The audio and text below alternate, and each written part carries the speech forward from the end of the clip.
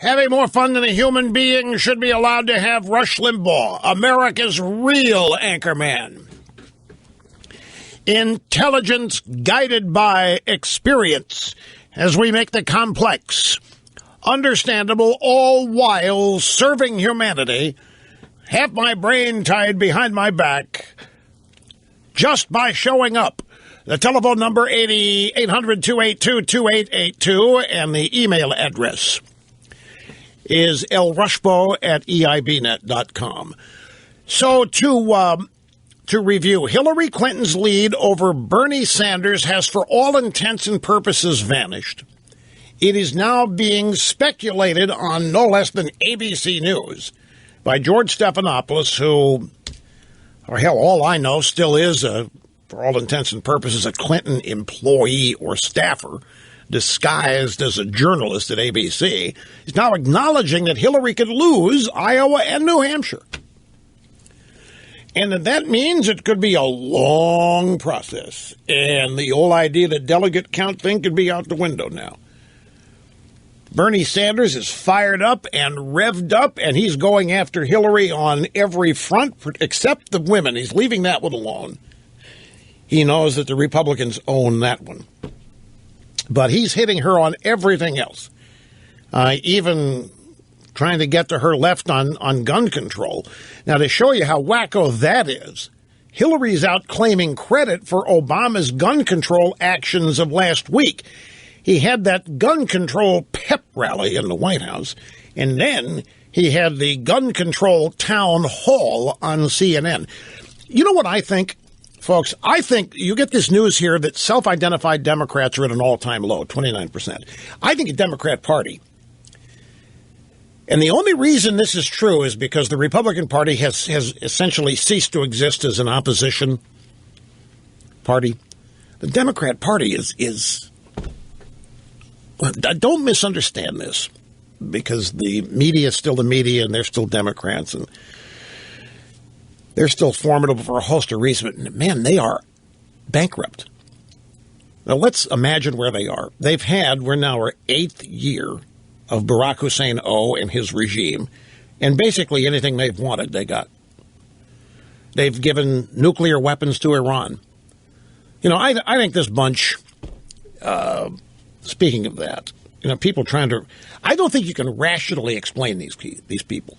There's no rational explanation to knowing who Iran is, giving them access to nuclear weapons, and releasing sanctions, resulting in them getting $100 to $150 billion on the hope that doing so will turn them into nice people. I mean, if that's really the reason they're doing it, then they're not balanced. These people are just dangerously unbalanced. Just the idea that all we have to do is treat these people nice and show them we respect them. And there's a couple indications here that they even know what they're doing is wrong. They know what they're doing won't work, and yet they do it anyway. Now, that is irrational. That is unbalanced. So you have, I think, the Democrat Party is out of ideas. And I think the focus on gun control is the perfect illustration. I wish I could remember, wasn't that long ago, but I made mention on this program. It's within the last 5 years, I guarantee you. It may be back, you know what, it may be the 2004 campaign. It was, in fact. Remember John Kerry trying to make himself out to be a pro-gun guy?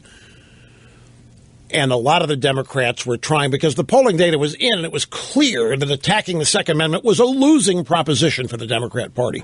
It was a losing proposition to go after people's guns. It was a losing proposition to appear interested in getting rid of the Second Amendment, attacking it, leaving the impression you want to take people's guns. They were doing just the opposite. I remember pointing out on this program, maybe Coco can do a site search, because I can remember a number of times pointing out on this program how the gun control issue is now officially over because the Democrats are trying to get on the right side of it, the correct side of it. Well, that's out the window. So they've gone back to it now, which to me indicates They don't have anything else. They have to do something to fire up their base.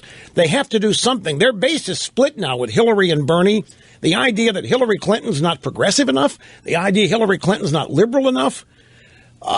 So when they're out of ideas, and they are, now, that doesn't make them less dangerous because their ideas are still around, and their big idea is total control or as much control over everybody's life as they can amass. And how they go about it is the various elements of their policy. But that hasn't changed, and they still want to accomplish that. It's their effectiveness here. I just think going back to gun control is a tried and true thing that exists in their playbook. When all else is lost, go to guns. Because it's an automatic rallying point for their base.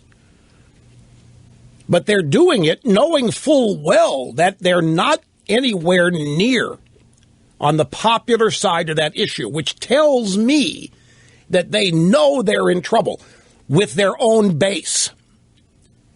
And I think it's real, and I think it's serious, and you don't know anything about it because the media is part of that party, and they're not going to report that party's problems. And they don't. So they focus on the supposed dysfunction and controversies within the Republican Party, which are real. But in the process, they ignore what's going on in the Democrat Party. Everybody assumes it's just happy-go-lucky. Everything's fine and dandy over it. And it isn't. The Democrat Party is in heap big trouble. Now, don't misunderstand. I'm talking about in terms of being the party of the future with innovative ideas. They have lost the ability to capture young minds. The problem, the biggest thing they've got going for them is not themselves, but the successful misbranding of the Republican Party they've succeeded in. It's to the point, like Joy Behar said on The View last week, I don't care. I would vote for a known rapist if he were liberal rather than vote for a Republican. And she was applauded by people on the left. And that's a Republican branding thing. That's just Republicans. What was it? Somebody else, some Looney Tune writer I was quoting last week in the New York Observer who couldn't make up his mind. Yeah, maybe I'll vote for Hillary, but maybe I won't. And he lists the things he doesn't like about her and lists the thing he does. And he says, yeah, but you know what? My daughter said she probably likes her, so that's what I'll go for. Because I just can't imagine voting for these Neanderthal Republicans whose policies on social issues are back in the Stone Age. So it doesn't matter to a lot of people how far down the Democrat Party falls. The idea of voting Republican is still anathema to them. So the Democrats can have all kinds of internal problems. It still isn't going to be that damaging because of the successful misbranding of the Republican Party, which is why another one of the many reasons why Trump is succeeding the way he is. He doesn't appear to be part of any party, really. He doesn't appear to be part of any political establishment. And he's playing that up and plays it up smartly and very well. Art Laffer, did you hear what he said? Art Laffer is the author, one of the many, of supply-side economics, quote-unquote, the Reagan tax cuts, essentially. This is a story from over the weekend at thehill.com. Arthur Laffer is predicting that the Republicans will win 47 states. He's predicting a 47-state landslide this November. He said, I would be surprised if the Republicans don't take 45, 46, 47 states out of the 50. I think we are going to landslide this election. When I look at these candidates, I don't see one of them who wouldn't do a great job as president, meaning the Republican side. I think Trump's phenomenal. I think Rand Paul's done a great job. I even like Jeb Bush. I think Jeb Bush is great. Did a wonderful job in Florida. Chris Christie, phenomenal. Hillary Clinton's days are over. You know what I think? I think outside the Republican establishment, I think there are a lot of people who think this is possible, who just don't have the guts to say it because it sounds so wacko. It sounds so impossible. Oh, come on. Somebody who really thinks this wouldn't dare say it because the blowback. Somebody who thinks, and I think there are a lot of people who think this could be a landslide, and that they think there's evidence backing it up. You can look at the midterms, 2010, 2014. In fact, Obama's not on the ballot. Hillary Clinton, really? There are a lot of smart people who realize Hillary Clinton is not the cat's meow. She is not Princess Di. She doesn't have an automatic, axiomatic hold. She doesn't have an audience that she's bonded with. Hillary Clinton couldn't draw 20 people to a book signing ceremony. Hillary Clinton can't draw a crowd, period. It's to the point they have to put mannequins in the audience and make the crowd look like it's filled up at a Hillary event. She has no bond with her audience. The people are going to vote for Hillary. It's not because they love Hillary and they have this bond with her and they're invested in her and they hope she succeeds. It's just that they're Democrats, or more importantly, that she's not a Republican. And Bernie Sanders has a bigger bond with his supporters than Hillary will ever have with hers. Hillary has never had this bond that I'm talking about. The way I mean it is the way Trump has a bond. His supporters are deeply, personally invested. Hillary does not have that. Bernie Sanders has it to an extent, but not nearly like Trump does. Ted Cruz has a little bit of it. Ted Cruz has a bond with his supporters, a personal investment, people who are more than just supporters. There is a trust bond. There's a loyalty bond. There's an implied commitment.